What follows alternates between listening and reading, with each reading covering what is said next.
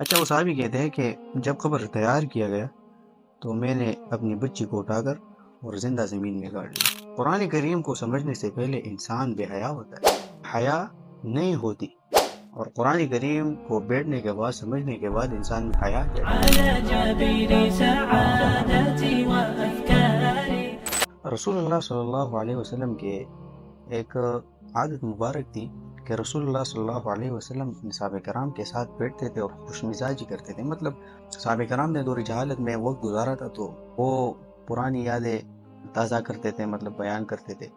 رسول اللہ صلی اللہ علیہ وسلم اس پر مسکراتے تھے، اس طرح نہیں مسکراتے لیکن وہ جو لائٹلی اسمائل ہوتا تھا اس طرح کرتے کہ آپ اتنے جاہل تھے، مطلب اسلام سے پہلے آپ نے ایسے ایسے کام کیے۔ یہ رسول اللہ صلی اللہ علیہ وسلم کی عادت تھی، اکثر مسجد نبوی میں اس طرح ہوا کرتا تھا۔ ایک دن ایک صحابی ہے وہ آیا اور رسول اللہ صلی اللہ علیہ وسلم کو فرمانے لگے کہ یا رسول اللہ صلی اللہ علیہ وسلم، کیا میں آپ کو دور جاہلیت کی ایک واقعہ سناؤں؟ ایک واقعہ سناؤں آپ کو یا رسول اللہ صلی اللہ علیہ وسلم؟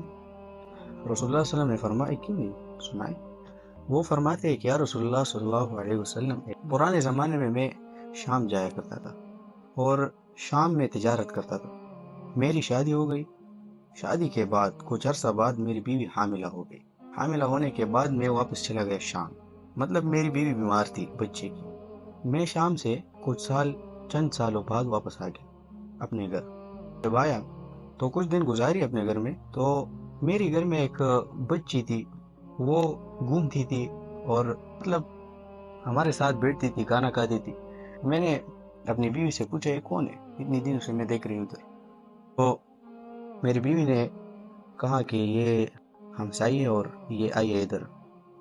جاتے اکثر بچے ایک دوسرے کے گھر، اکثر کھیلتے کودتے، تو اس نے اس طرح امپریشن شو کیا نا۔ اچھا، وہ صحابی فرماتے ہیں کہ میں نے تلوار نکالی اور اپنی بیوی کے گردن پر رکھ دی اور میں نے کہا کہ بتاؤ یہ کون ہے، اگر آپ نے بتایا نہیں تو میں آپ کو مار ڈالوں گی۔ وہ ڈر گئی، اس نے کہا یہ آپ کی بچی ہے، مطلب یہ ہماری بچی ہے۔ اچھا، تو وہ صحابی فرماتے ہیں کہ میں نے اپنی بیوی کو کہا کہ آپ اس بچی کو تیار کریں، مطلب اچھی سی لباس پہنا ہے اسے۔ جب میری بیوی نے تیار کی تو میں نے وہ قبر کودنے کا سامان اپنے کندھے پر رکھ کر روانہ ہو گیا اپنی بچی کے ساتھ۔ جب قبرستان پہنچ گیا تو عرب ممالک میں گرمی بہت زیادہ ہوتی، تو میں نے ایک درخت دیکھ کے درخت کے نیچے میں نے ایک رسی باندھ دی اور میں نے اپنی بیٹی کو اس رسی پہ بٹھائی، مطلب تاکہ وہ میرے ساتھ نہ رہے نا، اس لیے، اور میں قبر کودنا شروع کر دیا۔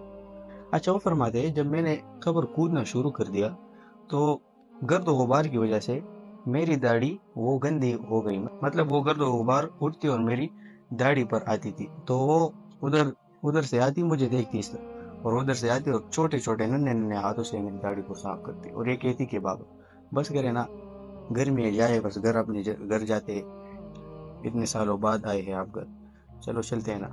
اچھا، رسول اللہ صلی اللہ علیہ وسلم کو اب یہ صحابی یہ واقعہ سناتا ہے اور رسول اللہ صلی اللہ علیہ وسلم کی آنکھوں میں بہت زیادہ آنسو تھے، مطلب روتے تھے۔ اچھا، وہ صحابی کہتے ہیں کہ جب قبر تیار کیا گیا تو میں نے اپنی بچی کو اٹھا کر اور زندہ زمین میں گاڑ لی۔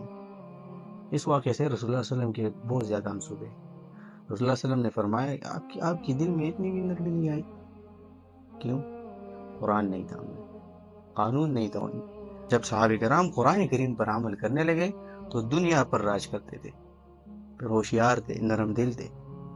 قرآن کریم سے پہلے انسان بخیل ہوتا ہے، قرآن کریم سمجھنے کے بعد انسان سخی بن جاتا ہے۔ قرآن کریم کو سمجھنے سے پہلے انسان بے حیا ہوتا ہے، حیا نہیں ہوتی، اور قرآن کریم کو بیٹھنے کے بعد سمجھنے کے بعد انسان میں حیا آ جاتی ہے۔ قرآن کریم سے تعلق رکھنے سے پہلے انسان میں غیرت نہیں ہوتی، اور قرآن کریم کو سمجھنے کے بعد انسان میں غیرت آ جاتی ہے۔ صحابہ کرام جو تھے وہ اسلام سے پہلے، قرآن کریم سے پہلے وہ عجیب تھے، اور قرآن کریم کے بعد وہ عجیب تھے۔ وہ اس طرح دشمن تھے، وہ دشمنی کو اتنی پسند کرتے تھے، جب وہ دشمن کو مارتے تھے نا تو ان کا دل وہ اس سے نہیں بھر جاتا تھا چلو میں نے اپنے دشمن کو مار دیا، نہیں، جب تک مارنے کے بعد ان کی کھوپڑی میں شراب نہیں پیتے تھے نا، ان کی جو دل ہے وہ بھر نہیں جاتی تھی۔ اچھا، اور یہی صحابہ کرام اتنی دشمنی کے بھوکے تھے، اتنی ایک دوسرے کے بہت زیادہ وہ چاہتے تھے کہ میں کس کا خون کروں۔ اور قرآن کریم کو بیٹھنے کے بعد وہ کس طرح تھے آپ کو پتہ ہے؟ وَاعْتَصِمُوا بِحَبْلِ اللَّهِ جَمِيعًا وَلَا تَفَرَّقُوا وَاذْكُرُوا نِعْمَةَ اللَّهِ عَلَيْكُمْ۔ اللہ رب العالمین فرماتے ہیں وَاعْتَصِمُوا بِحَبْلِ اللَّهِ، مضبوطی سے پکڑے اللہ کی رسی کو، وَلَا تَفَرَّقُوا، اس سے جدا نہ ہو، وَاذْكُرُوا نِعْمَةَ اللَّهِ عَلَيْكُمْ، اور اے صحابہ کرام آپ یاد کریں وہ نعمت اللہ کی جو قرآن ہے، اذ کنتم اعداء، جب قرآن کریم کو بیٹھنے سے پہلے آپ دشمن تھے ایک دوسرے کے، فألف بین قلوبکم، آپ کے دلوں میں محبت میں نے ڈالی، اللہ رب العالمین نے فرمایا، کس کی وجہ سے؟ قرآن کریم کی وجہ سے، فاصبحتم بنعمتہ اخوانا، اور قرآن کریم کو سمجھنے اور عمل کرنے کے بعد آپ ایک دوسرے کے بھائی بن گئے۔ اور کس طرح بھائی؟ آپ کو پتہ ہے ایک جنگ میں 3 صحابہ کرام زخمی ہو گئے، شدید زخمی، اور یہ زخم اس طرح ہوتا ہے جب بلیڈنگ انسان سے ہوتی ہے تو وہ بالکل زیادہ، بہت زیادہ انتہائی وہ پیاسا ہوتا ہے، مطلب وہ پانی مانگ رہا ہوتا ہے۔ 3 صحابہ کرام شدید زخمی ہو گئے اور 3 اس طرح لیٹے ہوئے، 1 2 3۔